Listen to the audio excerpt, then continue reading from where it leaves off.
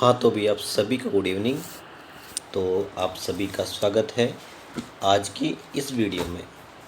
तो आज की इस वीडियो आप सभी डिप्लोमा स्टूडेंट या डिग्री स्टूडेंट जो कि फाइनल ईयर में है, मतलब लास्ट सेमेस्टर में है, तो उनके लिए इम्पोर्टेंट रहने वाली है कि डिप्लोमा के साथ साथ हम अपनी प्रिपरेशन को कैसे कंटिन्यू करें कि हम जैसे ही हमारा डिप्लोमा हो उसके जस्ट बाद हमें एग्ज़ाम वगैरह देने में किसी प्रकार की कोई प्रॉब्लम ना आए। तो ये वीडियो आप सभी के लिए इम्पोर्टेंट रहने वाली है। इस वीडियो में हम कवर करेंगे कि आप डिप्लोमा के साथ रहते हुए कैसे आप कंपटीशन की तैयारी कर सकते हो, कौन कौन सी बुक आपको परचेज करनी है, कहाँ से आपको सिलेबस लेना है, टेक्निकल और नॉन टेक्निकल दोनों चीज़ें आपको कैसे कवर करनी है। तो मैं आपको इस वीडियो में कंप्लीट इन्फॉर्मेशन दूंगा भी कि आपको कहाँ से आपको अपडेटेड कंटेंट पढ़ना है, कहाँ से अभी लेटेस्ट जो अपने पे एग्ज़ाम हो रहे हैं उसके अकॉर्डिंग आपको पढ़ाई करनी चाहिए, कौन सी कोचिंग से आपको कोर्स लेना है। ये सारी जानकारी मैं इस वीडियो के माध्यम से आपके साथ शेयर करने वाला हूँ, जिससे आपको टारगेट को प्राप्त करने में आपको किसी प्रकार की कोई प्रॉब्लम नहीं हो, एक अच्छी गाइडेंस आपको मिल सके जिससे आप अपने टारगेट तक पहुँच सको। तो आप सभी इस वीडियो में एंड तक बने रहें, मैं पूरे आपके डाउट कवर करने वाला हूँ। सबसे पहले बात करते हैं, जितने भी स्टूडेंट फिफ्थ सेमेस्टर में हैं अभी इस समय, तो उनके लिए भी एक चीज़ है कि ऑफलाइन तो पॉसिबल नहीं है। मैं आपको उनको ऑनलाइन ही बताने वाला हूँ कि ऑनलाइन आप तैयारी कैसे कर सकते हो, ऑनलाइन कोर्स कहाँ से लोगे, उसके लिए क्या क्या पढ़ना है, कैसे कैसे आपको जानकारी लेनी है, वो मैं पूरी कवर करने वाला हूँ कि ऑनलाइन सिलेबस कहाँ से लें, ऑफलाइन कैसे हम कर सकते हैं, नहीं कर सकते, हमें कैसे कैसे किन किन बुकों को हमें पढ़ना है। लेकिन इन सब चीज़ों से पहले आप सभी को सिलेबस जानना होगा, हमें एक टारगेट पता होना चाहिए जिस टारगेट को हम फॉलो कर सकें, कि सिलेबस के माध्यम से आपको पता रहेगा कि भाई कौन कौन से सब्जेक्ट हमें पढ़ने हैं, डिप्लोमा के बाद हम कौन कौन से फॉर्म के लिए अप्लाई कर सकते हैं। तो ये सारी जानकारी आपके पास होनी चाहिए।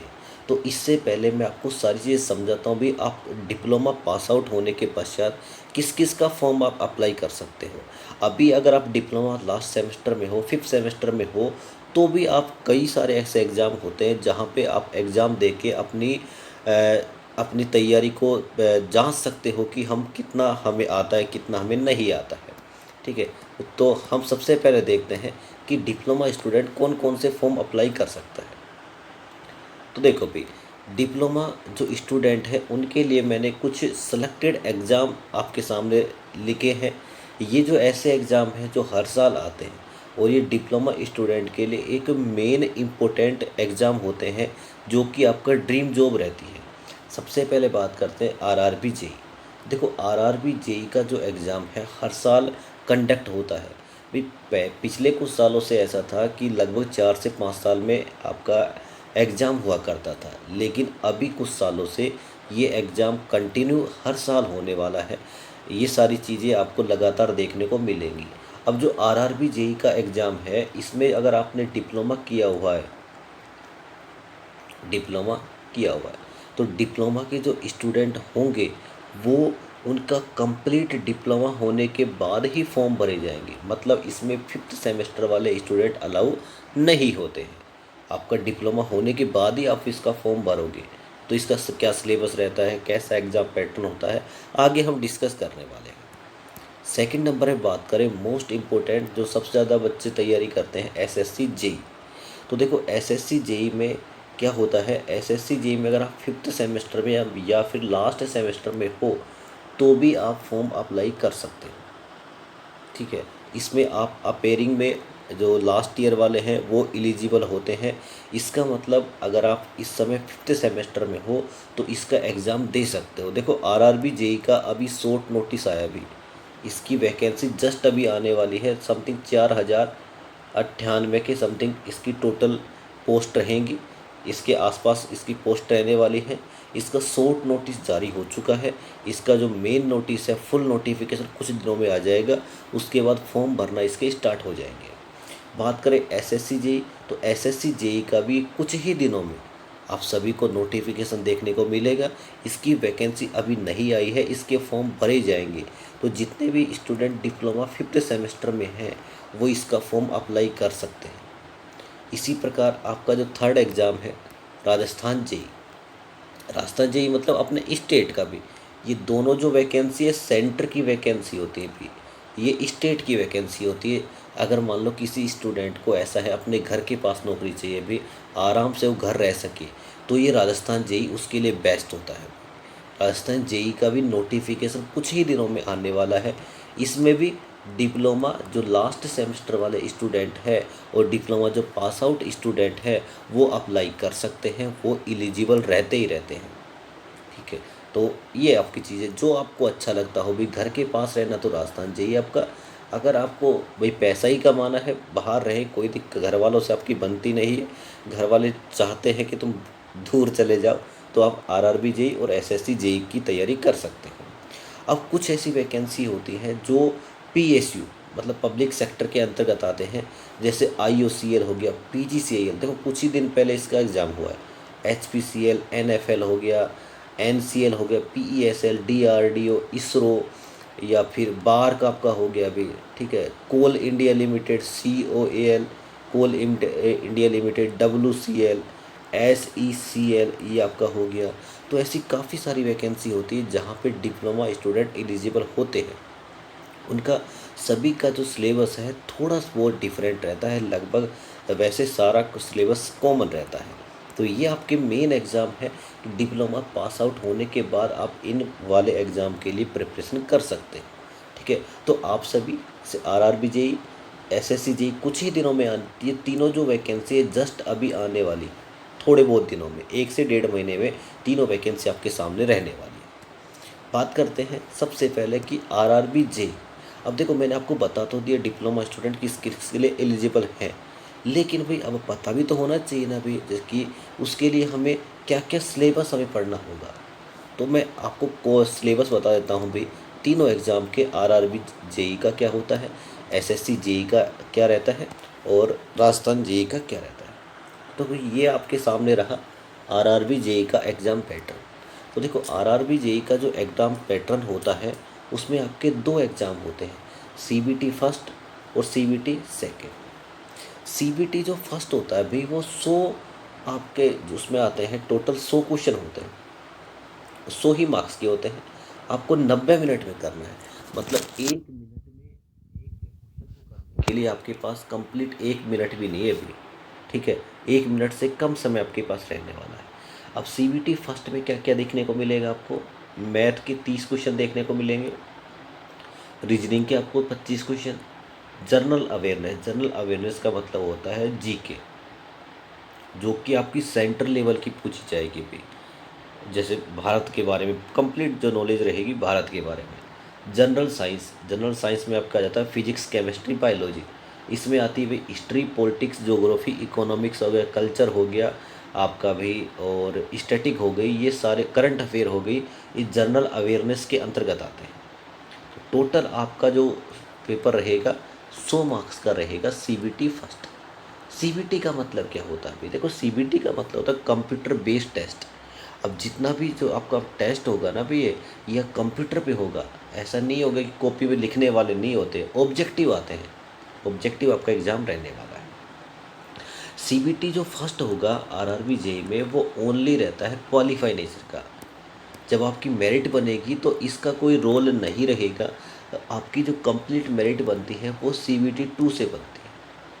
फर्स्ट वाले तो ओनली क्वालिफाई नेचर का है, स्क्रीनिंग है, आपको छांटा जाएगा कि आप सेकंड वाले के लिए एलिजिबल हो या नहीं हो।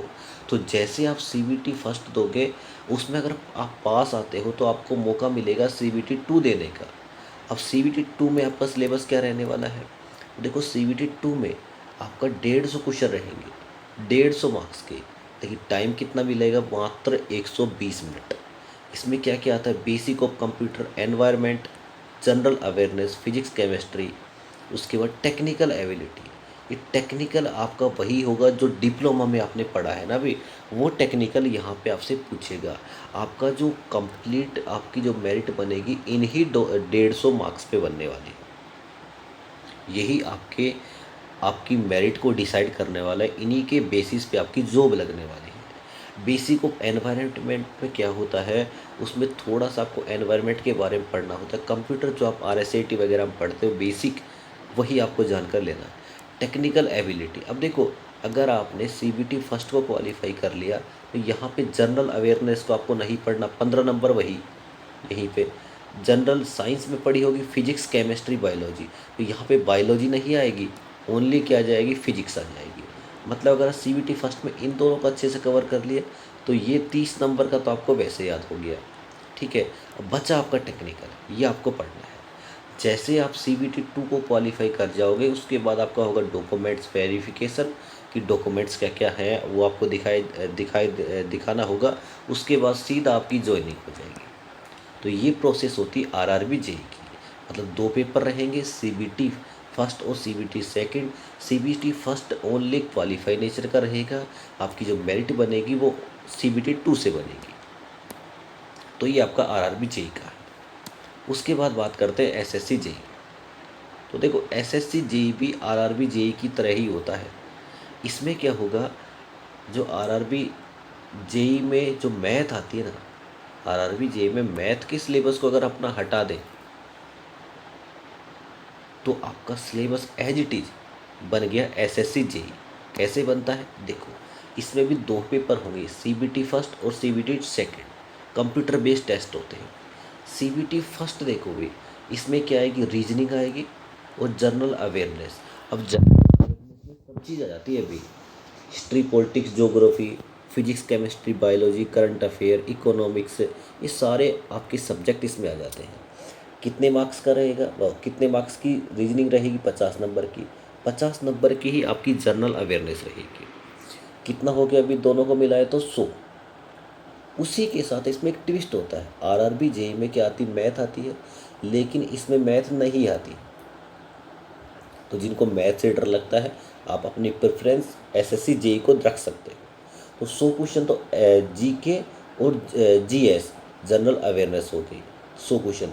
इसी के साथ RRB JEE में फर्स्ट वाले में टेक्निकल नहीं आती है, लेकिन इस वाले में SSC JEE में 100 मार्क्स की आपकी टेक्निकल भी आएगी। ये आपको याद रखना है, ये डिफरेंट होता है दोनों में। तो टोटल कितना हो गया, 200 मार्क्स का। अब देखो 200 मार्क्स को करने के लिए आपको मात्र मिलेगी वही 2 घंटे, मतलब 120 मिनट। इसका मतलब हर एक क्वेश्चन को करने के लिए आपको RRB JEE से बहुत कम समय मिलने वाला है। इसलिए RRB JEE की तुलना में SSC JEE का एग्ज़ाम थोड़ा इजी होता है, क्योंकि आपको यहाँ पे कम समय में ज़्यादा क्वेश्चन करने होते हैं, जो भी सारे क्वेश्चन थ्योरी बेस होते हैं। इसलिए आप कोशिश करो, जिसको अगर मैथ से थोड़ा बहुत डर लगता है, वैसे टफ कोई भी नहीं है, आगे बताने वाला हूँ आपको कहाँ से क्या चीज़ें कवर करनी है। ठीक है, तो आप इसको अगर मैथ से थोड़ा सा भी अगर आपको लगता है कि हाँ सर मेरे को मैथ थोड़ी दिक्कत कर सकती है, तो आप SSC JEE पे ज़्यादा फोकस कर सकते हैं। अब देखो उसमें क्या था, अभी RRB JEE में CBT 2 आपका डिसाइडिंग फैक्टर था, लेकिन इस वाले में क्या हुआ, CBT फर्स्ट और CBT 2 दोनों की ही टोटल देखो, पहला आपका हो गया 200 मार्क्स का, CBT फर्स्ट टोटल कितना हो गया, 200 मार्क्स का। ठीक है, CBT फर्स्ट। अब उसके बाद बात करें CBT 2, ये भी कंप्यूटर बेस्ड टेस्ट होता है। पहले कुछ सालों पहले ये रिटन टेस्ट हुआ करता था, लेकिन अब इसमें पूरा जो रहेगा रिटन टेस्ट रहेगा। रिटन टेस्ट रहता था पहले, अब ये CBT की फॉर्म में होगा, कंप्यूटर बेस्ड टेस्ट। अब इसमें भी ऑब्जेक्टिव ही आएंगे भी। ऑब्जेक्टिव कितने रहेंगे, 100 रहेंगे, प्रत्येक क्वेश्चन 3 मार्क्स का, तो टोटल हो गया 300। वही 120 मिनट का आपको समय दिया जाएगा।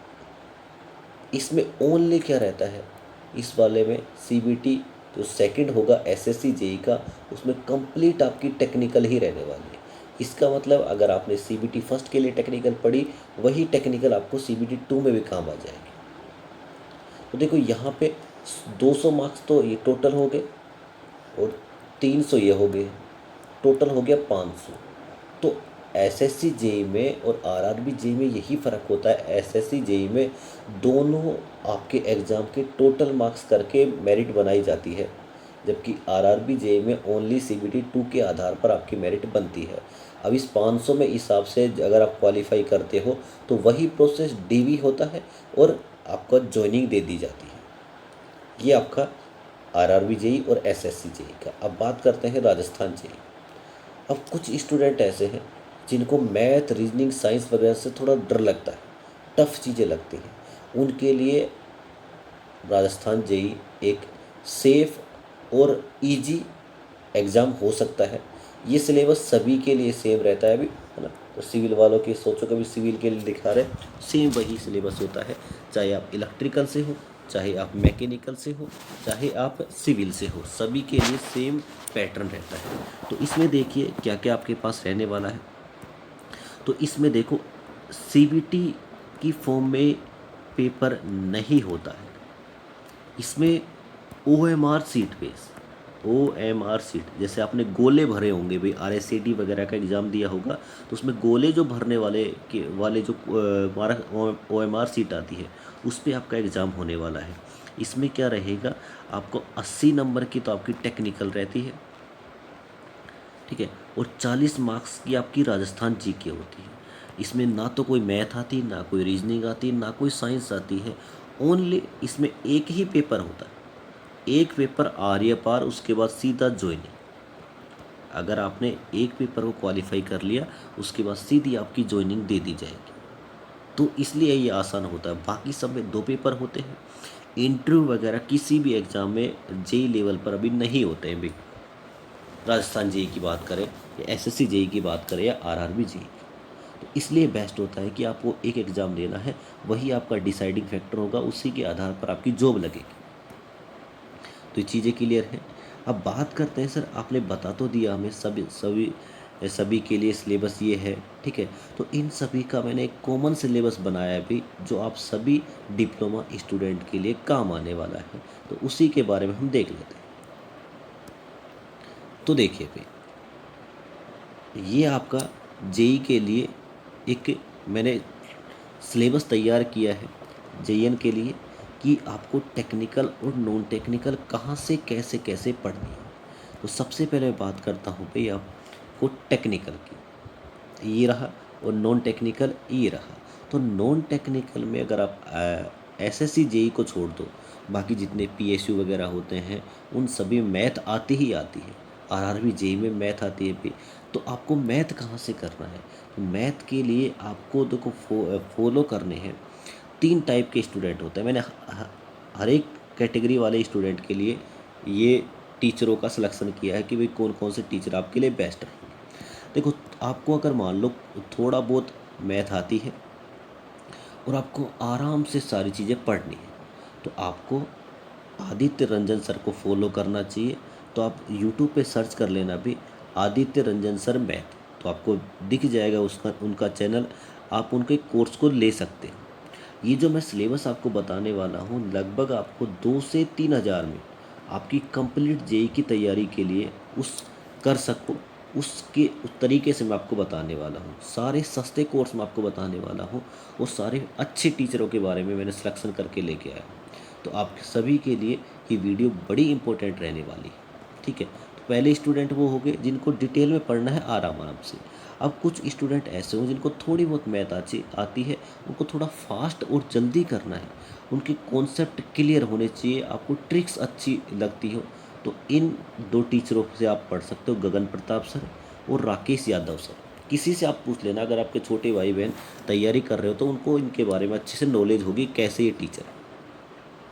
तो ये हो गया। अब कुछ स्टूडेंट ऐसे हैं जिनको बेसिक्स बिल्कुल नहीं आता भी, बिल्कुल स्लो उनको करना है, तो आपके पास 2 टीचर हैं।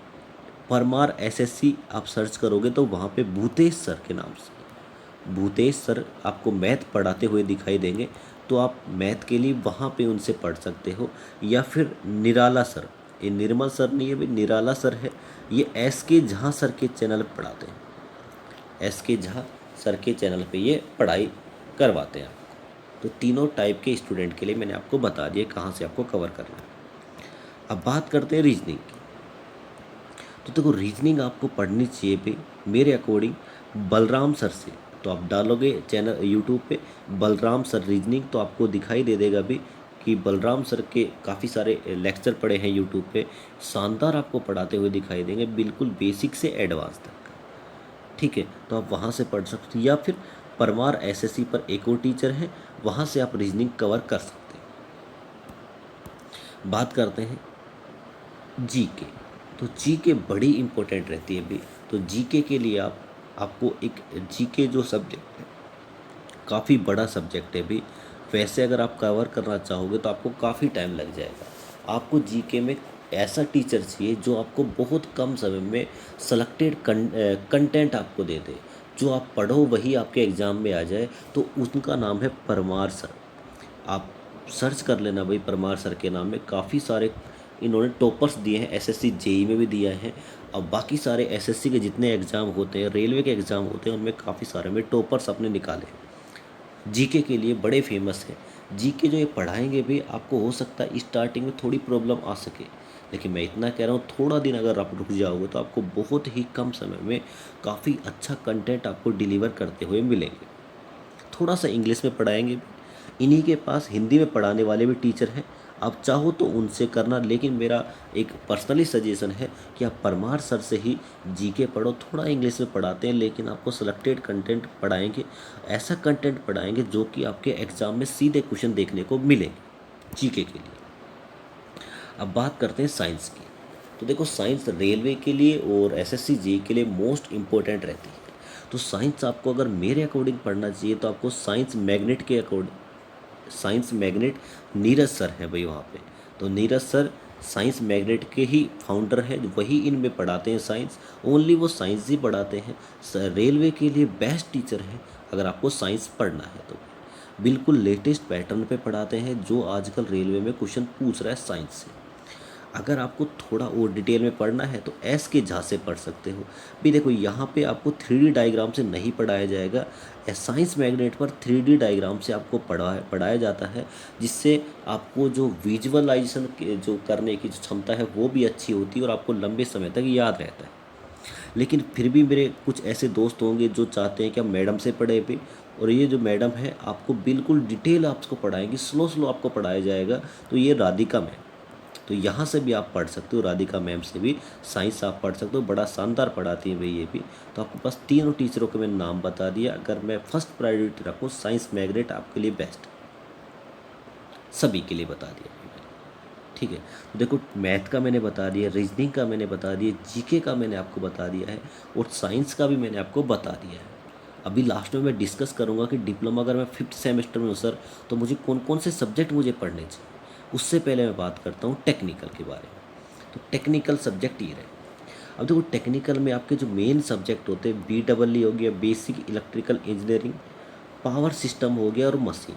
ये 3 सब्जेक्ट ऐसे हैं जो कि लगभग आपको 70% हर एक एग्ज़ाम में कवर करते हैं। तीनों बुक को अगर आपने कवर कर लिया अच्छे से, तो आपको टेक्निकल में काफ़ी अच्छे मार्क्स आ जाएंगे।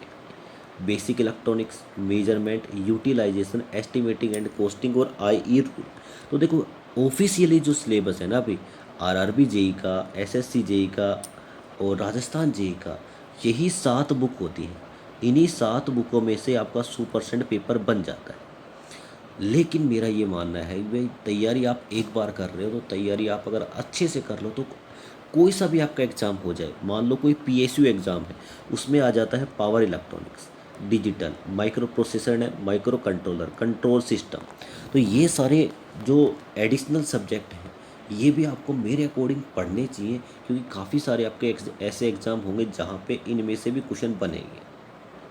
तो मैं आपके लिए एक ऐसा सब्जेक्ट, ऐसा कोर्स डिज़ाइन करके लेके आया हूँ जहाँ पे आप इन सारे सब्जेक्ट को एक साथ कवर कर सकते हो। अगर आपको SSC जेई को ही ओनली टारगेट करना है तो आप उनमें से ये सब्जेक्ट पढ़ लेना। अगर आपको कंप्लीट कोई सा भी एग्ज़ाम आ जाए भी डिप्लोमा लेवल पर, तो आप सभी को ये सारे सब्जेक्ट आपको उसके अंतर्गत देखने को मिलेंगे।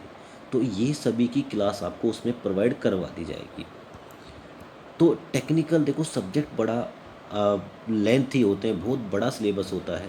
तो इसके लिए एक एक कोर्स आपको मैं सजेशन दूंगा भी कि आप वहाँ से करो, जहाँ से आपको लिए आपको नए पैटर्न पर पढ़ाया जाएगा, जहाँ पे आपको क्वेश्चंस अच्छे लेवल के करवाए जाएंगे।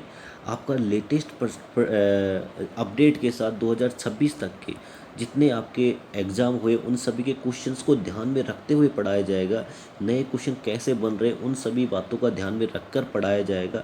तो आप सभी को वहाँ से कोर्स लेना चाहिए। तो उस कोर्स में अंतर्गत आपको ये सभी बुक जो मैंने बताई है इनके वीडियो लेक्चर आपको प्रोवाइड करवाए जाएंगे। और उनमें से देखो, जो टेक्निकल जो मैं अगर बात करूं तो टेक्निकल आपको पढ़ना चाहिए engineering innovation innovation by Rishabh sir. Engineering innovation by Rishabh sir. तो ये आपका टेक्निकल के लिए यूट्यूब चैनल रहेगा। इंजीनियरिंग इनोवेशन के नाम से आपको ऐप भी मिलेगी, जहाँ पे आपको ऐप को डाउनलोड करना है। ऐप को डाउनलोड करने के बाद उनका एक कोर्स है, electrical mastery course. Electrical mastery course जो लगभग 1,000 रुपये के समथिंग है। भी वैसे 1,500 का है, लेकिन वहाँ पे कूपन कोड अप्लाई हो जाएगा तो आपको 1,000 रुपये में वो कोर्स पढ़ने वाला है। तो ये 1,000 रुपये में आप इन सभी बुकों को सारे वीडियो लेक्चर आपको प्रोवाइड करवाए गए हैं। अब देखो, कोर्स बहुत सारे हैं, लेकिन इनकी जो खास बात है वो आपको बताता हूँ। इसमें आपको लगभग 90 या 100 के समथिंग लेक्चर मिलेंगे। इन 90 या 100 के लेक्चर के समथिंग आपको पूरा कंप्लीट इलेक्ट्रिकल पढ़ाया जाएगा। ये सारे सब्जेक्ट इसमें इंक्लूड रहेंगे। हर एक टॉपिक वाइज आपको सेलेक्टेड कंटेंट जो आपके एग्ज़ाम में सीधे क्वेश्चन बनते हैं वही आपको पढ़ाया जाएगा। इधर उधर की बातें बिल्कुल नहीं करी जाएंगी। इसलिए कोर्स बिल्कुल शानदार रहेगा। अगर सोचो 90 क्लास को अगर आपने अच्छे से रट्टा मार लिया, भी अच्छे से याद कर लिया, तो आपका जो लेवल रहेगा वो काफ़ी अच्छा हो जाएगा। इसलिए इसमें जो 90 की जो क्लास है आपको अच्छे से कवर करनी है। 90 जो क्लास अगर मान लो आपने एक दिन में एक क्लास पी ली, तो 30 दिन में 30 क्लास, और 30 गुना 3 मतलब 90 दिन, मतलब टोटल 3 महीने में आप टेक्निकल को अच्छे से कवर कर लोगे। और कवर करना इन्हें भी, इनका जो कंटेंट का जो लेवल रहेगा अपर लेवल है। अगर आप भाई, हो सकता है स्टार्टिंग में थोड़ा इंग्लिश में रहेगा, थोड़ी दिक्कत होगी। टेक्निकल आपको इंग्लिश में ही पढ़ना चाहिए, हिंदी में आपको समझ में नहीं आने वाला। इतना मैं कह रहा हूँ, अगर आपने जिसने हिम्मत करके 2 से 3 लेक्चर इनके अच्छे शिद्दत से देख लिए तो उनकी जो नॉलेज होगी काफ़ी अच्छी रहने वाली। तो आप सभी को ये, इसके लिए ये engineering innovation by Rishabh sir के नाम से इलेक्ट्रिकल मास्टरी कोर्स को एनरोल करना होगा। उसमें सभी ये सारे लेक्चर आपको प्रोवाइड करवाए जाएंगे। उसके बाद अगर भाई मान लो कोई ऐसा स्टूडेंट जिनको बहुत स्लो पढ़ना है, जिनको बड़ी बड़ी लंबी लंबी क्लासें देखनी है, थोड़ा हल्का सा भी ये डिटेल वर्जन हो, तो आपको सर्च करना है सुरेश सर। ये इनकी कोचिंग का नाम है इंजीनियरिंग कैरियर इंस्टीट्यूट। काफ़ी शानदार पढ़ाते हैं। इन्होंने उत्कर्ष में पढ़ाया, PW में पढ़ाया, काफ़ी सारे इंस्टीट्यूट में इन्होंने अपनी सेवा दी है। तो ये भी कुछ शानदार ही पढ़ाते हैं भी। इनके जो लेक्चर रहेंगे आपको थोड़ा सा स्लो पढ़ाते हुए दिखाई देंगे, लेकिन इनका पूरा डिटेल वर्जन रहता है। हर एक डीप चीज़ों को आपको अच्छे से समझाते हुए दिखाई देंगे। तो आपको ये, आप इनका भी कोर्स ले सकते हो। तो मैंने टेक्निकल का आपको बता दिया और नॉन टेक्निकल का कोर्स मैंने बता दिया। अब आपको देखो पढ़ना कैसे है वो समझो भी। देखो, जैसे आपने मैथ पढ़ी भी, मैथ का कोई टॉपिक लिया, जैसे लाभ और हानि, प्रॉफिट और लॉस, लाभ और हानि। तो देखो, जैसे आप लाभ और हानि के जो लेक्चर लिए, मान लो 5 लेक्चर, इसके 5 लेक्चर को अच्छे से करोगे। अब उनमें आपको एक सीट प्रोवाइड करवाई जाएगी, तो जहाँ पे आप क्वेश्चन लगाओगे, उन क्वेश्चनों के साथ साथ आपको एक मार्केट से बुक लेके आनी है मैथ के लिए, यूथ पब्लिकेशन हिंदी में। आप हिंदी मीडियम से हो तो हिंदी के लेके आना। अब इस यूथ पब्लिकेशन वाली बुक में होगा क्या भी, इस यूथ पब्लिकेशन वाली जो बुक है इसमें आपको आरआरबी जेई, आरआरबी से संबंधित जितने भी आपके एग्ज़ाम हुए होंगे और एसएससी से संबंधित जितने एग्ज़ाम आपके हुए होंगे, उनके सभी आपके पुराने क्वेश्चन आपको देखने को मिलेंगे। जिससे फ़ायदा क्या रहेगा, आपको आइडिया लगेगा कि भाई आपका जो आप पढ़ रहे हो वो एग्ज़ाम में आ रहा है या नहीं आ रहा है, किस प्रकार के आपके क्वेश्चन बनते हैं। तो वो सारी जानकारी आपको इसमें मिलेगी। तो आप सभी को, जैसे मैथ का अगर ले रहे हो तो मैथ के लिए भी यूथ पब्लिकेशन लेके आओगे। वहाँ से आप पहले थ्योरी पढ़ोगे, थ्योरी पढ़ने के बाद उसमें निकालोगे न्यूमेरिकल। वो निकालोगे, उसके लिए बुक आपको लेके आनी है यूथ पब्लिकेशन। सेम इसी प्रकार रीजनिंग के लिए भी थ्योरी पढ़ोगे, जो वो सीट देंगे वो भी आपको करनी है। यूथ पब्लिकेशन की बुक से आपको क्वेश्चन भी लगाने हैं। देखो, थ्योरी पढ़ने से कभी सिलेक्शन नहीं होगा, ये आप जान लो भी। आपको ज़्यादा से ज़्यादा क्या लगाने हैं, क्वेश्चन लगाने हैं। सेम इसी प्रकार जीके के लिए भी ऐसा ही मिल जाएगा आपको, ठीक है। सेम इसी प्रकार साइंस के लिए, देखो जीके के लिए आप बुक लाओ चाहे मत लाओ, कोई दिक्कत नहीं, लेक्चर से भी आपका हो जाएगा, ठीक है। साइंस में साइंस वाले सर आपको इतना पढ़ा देंगे भी, साइंस मैग्नेट में अगर आप एनरोल करते हो तो आपको इतना पढ़ा देंगे कि बुक लाने की आवश्यकता नहीं पड़ेगी। मैथ में प्रैक्टिस की आपको आवश्यकता होती है, इसलिए आप बुक लेके आ सकते हो। रीजनिंग के लिए भी आप बुक लेके आ सकते हो। चाहो तो आप रीजनिंग को भी स्किप कर सकते हो, कोई दिक्कत नहीं, लेकिन मैथ की तो यूथ पब्लिकेशन बुक लेके ही आनी है। आपको अगर अच्छा डिटेल में करना है तो मैथ की यूथ पब्लिकेशन बुक लेके आओ, उसके क्वेश्चन लगाओ, पहले थ्योरी पढ़ो फिर क्वेश्चन लगाओ, लेक्चर देखो क्वेश्चन लगाओ। अगर आपको रीजनिंग को अच्छे से करना है तो आप बुक लेके आ सकते हो भी, कंपलसरी नहीं है भी। जीके और साइंस में तो उनको आपको बुक की आवश्यकता नहीं पड़ेगी भाई, वो जो पढ़ाते हैं इतना पढ़ा देंगे, वो सफिशियंट रहेगा आपके लिए। अब सेम इसी प्रकार टेक्निकल में जैसे मान लो आपने बेसिक इलेक्ट्रिकल इंजीनियरिंग में पहला ही टॉपिक पढ़ा, जहाँ आपने पढ़ा voltage, current, power, energy, resistance, ये टॉपिक मान लो आपने पढ़ ली। अब इनसे संबंधित आपको करना क्या है, यूथ पब्लिकेशन की बुक लेके आनी है। यूथ पब्लिकेशन की बुक में से इनके रिलेटेड जितने भी आज तक अपने एग्ज़ाम हुए हैं भी, रेलवे के, एसएससी में जो क्वेश्चन इनसे बने हुए होंगे, उनके आपको क्वेश्चन मिलेंगे। तो आप सभी को यूथ पब्लिकेशन की बुक से वो क्वेश्चनों को सोल्व करना है। बिना क्वेश्चन की प्रैक्टिस के आपका एग्ज़ाम नहीं निकलेगा, ये आप दिमाग में सेट बैठा लो, ठीक है। तो आपको यूथ पब्लिकेशन इलेक्ट्रिकल के नाम से आपको मिल जाएगी जेई के लिए, तो वो आपको बुक लेके आनी है, वो आपको अच्छे से कवर करनी है। मतलब यहाँ पे भी यूथ की बुक लेके आनी है, और इसके लिए भी आपको यूथ पब्लिकेशन की बुक लेके आनी है। अब बात कुछ ये आता है, क्वेश्चन ये आता है, सर अगर हम 5th सेमेस्टर में हैं तो सर इतना तो हम नहीं पढ़ पाएंगे। अगर पास आउट अगर आप स्टूडेंट हो तो आप इनमें से देख सकते हो भी, अच्छे से कर सकते हो, है ना, आराम से आपके पास पूरा दिन रहेगा अगर पास आउट हो तो। लेकिन जितने भी 5th सेमेस्टर के स्टूडेंट हैं उनके लिए बड़ी समस्या रहेगी कि सर हम कैसे तैयारी करें। तो देखो, सबसे पहले आपको अपने अंदर कॉन्फिडेंस लेके आने होगा, बिलीव करना होगा, खुद के ऊपर विश्वास करना होगा कि मैं सारी चीज़ें कर लूँगा भी। क्योंकि सबसे पहले तो खुद पे बिलीव करोगे ना, तभी दूसरे लोग आप पे बिलीव करेंगे। तो सबसे पहले आप खुद पे बिलीव करना कि सर मैं कर लूँगा, बस थोड़ी मेहनत मेरे को एक्स्ट्रा करनी होगी। तो आप करना क्या है, देखो टेक्निकल का आप कोर्स ले लो, 1000 रुपये में मात्र आपको कोर्स मिल जाएगा, ठीक है। उधर से भाई आप क्या करो, या तो देखो मैथ का ले लो और जीके का ले लो, या फिर आप ऐसे कर लो, मैथ का कोर्स ले लो और साइंस का कोर्स ले लो, एक साथ ये कोर्स चलाओ भी। मैं क्योंकि इसमें आपका दिमाग लगेगा, ये थ्योरी है रट्टा मारने वाली।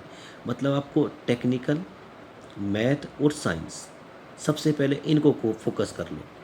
स्टार्टिंग के 5 से 6 महीने में तीनों चीज़ आपकी जैसे कवर हो जाती हैं, बचेंगे ये वाले भी। इनको फिर आप दोबारा से पढ़ लो, या फिर आप ऐसे कर सकते हो, 2 स्टूडेंट मिलकर, एक स्टूडेंट टेक्निकल का कोर्स ले ले, एक स्टूडेंट नॉन टेक्निकल का ले ले, तो आपको फ़ायदा हो जाएगा भी। पहले इधर से ये टेक्निकल नॉन टेक्निकल, मान लो एक स्टूडेंट है टेक्निकल सुबह पढ़ लेगा, वही भाई नॉन उस समय नॉन टेक सुबह पढ़ लेगा, दूसरा स्टूडेंट शाम को टेक्निकल पढ़ लेगा, और फिर ये वाला नॉन टेक यहाँ पढ़ लेगा। तो जैसा आपको अच्छा लगे, 2 स्टूडेंट 3 स्टूडेंट मिल के, अगर आपको पैसे की प्रॉब्लम है तो इस प्रकार से भी आप कर सकते हो।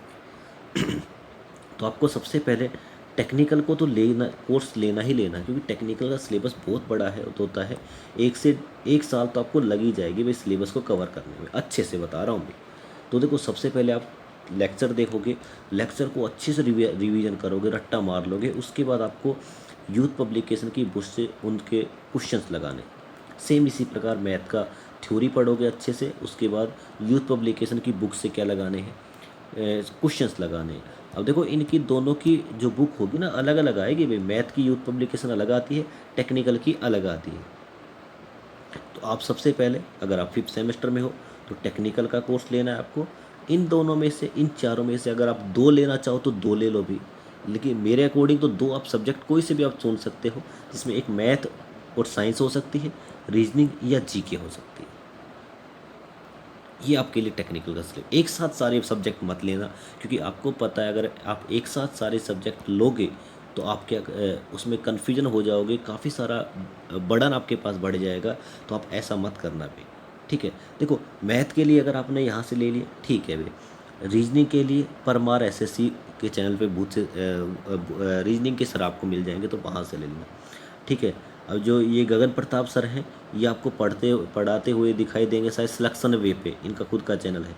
ये राकेश यादव करियर विल्स नाम से एक चैनल है, वहाँ पढ़ाते हुए दिखाई देंगे। बात आदित्य रंजन विद्याग्राम पे पढ़ाते हैं। ये जो निराला सर है, ये एस के झा सर के चैनल पे पढ़ाते हैं। तो ये चैनल के नाम याद रखना अभी है ना, वहाँ पे आपको सर्च करने में आसानी होगी।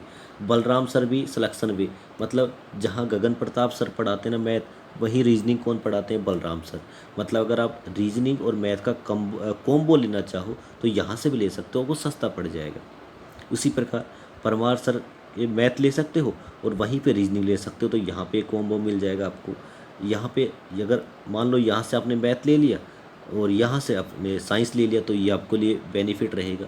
तो जैसा आपको अच्छा लगे ना, वहाँ से आप मैथ और रीजनिंग कवर कर सकते हो। देखो पहली बात बता दो भाई, मेरा इनसे कोई भी ऐसा नहीं है मैं प्रमोशन कर रहा हूँ, मैं आपको टीचर बता रहा हूँ भाई, जो भी अच्छे अच्छे टीचर हैं उन्हीं के लिए आपको कर रहा है, ठीक है। तो आपको सारी चीज़ें समझ में आ चुका होगा कि टेक्निकल आपको कहाँ से पढ़ना चाहिए और नॉन टेक आपको कहाँ से पढ़ना चाहिए। स्टार्टिंग में ऐसा मत करना भी सारे आपने कोर्स ले लिए और आपने किसी में भी आप ना टेक्निकल में अच्छे से कर पाए ना नॉन टेक्निकल में। अगर फिर भी अगर मान लो कोई कमज़ोर स्टूडेंट है अभी, जिनको थोड़ा सा अपने ऊपर डाउट है, तो आप क्या करो भाई, अभी जब तक आपका 5th सेमेस्टर और 6th सेमेस्टर चलता है तो आप टेक्निकल का कोर्स ले लो, टेक्निकल अच्छे से कर लो। जैसे ही आपका डिप्लोमा कंप्लीट हो, आप भाई नॉन टेक को अच्छे से पढ़ लेना अभी, जैसा आपको अपने अकॉर्डिंग, अपनी क्षमताएं आपको पता है अभी, आपकी क्षमताएं आपको पता होता है कि आप कितना क्या कर सकते हो, कितना आप कवर कर सकते हो, कितना आप पढ़ सकते हो। तो उसी के अकॉर्डिंग आप अपना डिसीजन ले पे। सबसे पहले बात भाई, जिस भी टीचर से आप कोर्स लो उस पर बिलीव ज़रूर करना, 100% उस पर बिलीव करना कि भाई ये टीचर मेरे को 100% गारंटी से जॉब दिलाएगा ही दिलाएगा। देखो जितने मैंने टीचर बताए ना, मैं इतना बता रहा हूँ, ईमानदारी से आपने अच्छे से इनको फॉलो किया भाई, इन्होंने अपने फील्ड में काफ़ी टॉपर्स दिए हैं, तो वो मैंने टीचर आपको बताए हैं। अगर आपने ईमानदारी से इनको फॉलो किया, मैं इतना कह रहा हूँ भाई, ईमानदारी से आप आने वाले 1 से 1.5 साल में आप काफ़ी अच्छी जगह पहुँच जाओगे। जॉब तो आपको बहुत छोटी चीज़ लगने लग जाएगी, इतनी आपके पास नॉलेज हो जाएगी। बिल्कुल शिद्दत से आप सभी को इन चीज़ों को फॉलो करना है, जितने भी चीज़ें मैंने आपको बताई। जैसे आपका थ्योरी हो जाए, क्वेश्चंस आपने कर लिए, उसके बाद भाई लास्ट में रहेगा टेस्ट। तो टेस्ट देने के लिए एक टेक्स्ट बुक नाम की ऐप है, जो ये लास्ट में रहेगा, अभी नहीं रहेगा। ये थ्योरी वगैरह कंप्लीट होने के बाद टेक्स्ट बुक ऐप से आपको फुल टेस्ट देने हैं, क्योंकि आपको उस समय फिर आपकी स्पीड कितनी आ रही, स्पीड बढ़ानी है। वो ये लास्ट वाली बातें हैं, जब आपका कोर्स कंप्लीट हो जाएगा तब हम दोबारा मिलेंगे भाई, जहाँ पे मैं इनके बारे में सारी जानकारी दूंगा, ठीक है। तो आप अभी आपके लिए टारगेट है कि आप सभी जितने भी स्टूडेंट इनमें से वीडियो देखेंगे, देखो जितने भी स्टूडेंट, मान लो 100 स्टूडेंट ने वीडियो देखी, मैं इतना कह रहा हूँ 20% ही इसको 1 से 1.5 साल फॉलो कर पाएंगे भी।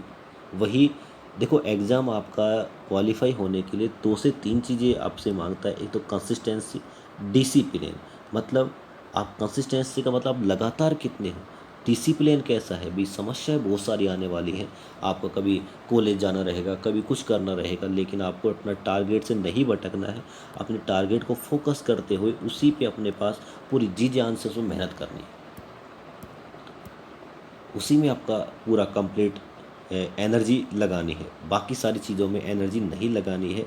आपके 1 से 1.5 साल ये डिसाइड करेंगे कि आपके आने वाले 30 से 40 साल बेहतर कैसे रहेंगे। अगर आपने अभी आपके पास एनर्जी काफ़ी है भाई, आप सुबह उठ के भी पढ़ सकते हो, सुबह जल्दी उठो भाई, 5 बजे उठ जाओ, फिर पढ़ाई करो, शाम को फिर पढ़ाई करो, दिन में पढ़ाई कर लो भाई, आपके पास एनर्जी है, कंसिस्टेंसी है। आप अगर अभी आपने अगर 1 से 1.5 साल आपने अगर अच्छे से मेहनत कर लेना भाई, आने वाले 30 से 40 साल आप मस्त ज़िंदगी आपकी गुजरने वाली। बुढ़ापे में तो ज़िंदगी ख़राब ही रहती, उससे पहले आपकी ज़िंदगी बढ़िया गुजरने वाली है, एक अच्छी जॉब पे आप पहुंच जाओगे। ठीक है। फिर भी देखो मैंने आपको सारी जानकारी दे दी है अभी, ठीक है। तो जैसा आपको अच्छा लगे वो टीचर से आप पढ़ सकते हो। तो और किसी प्रकार का किसी से कोई किसी को कोई डाउट हो, किसी प्रकार की मेरे से हेल्प चाहिए भी, कैसी भी हेल्प भाई, फाइनेंशियल चाहिए, किसी कोर्स को लेना है उसमें कुछ समझ में नहीं आ रहा है तो मेरे को बता सकते हो।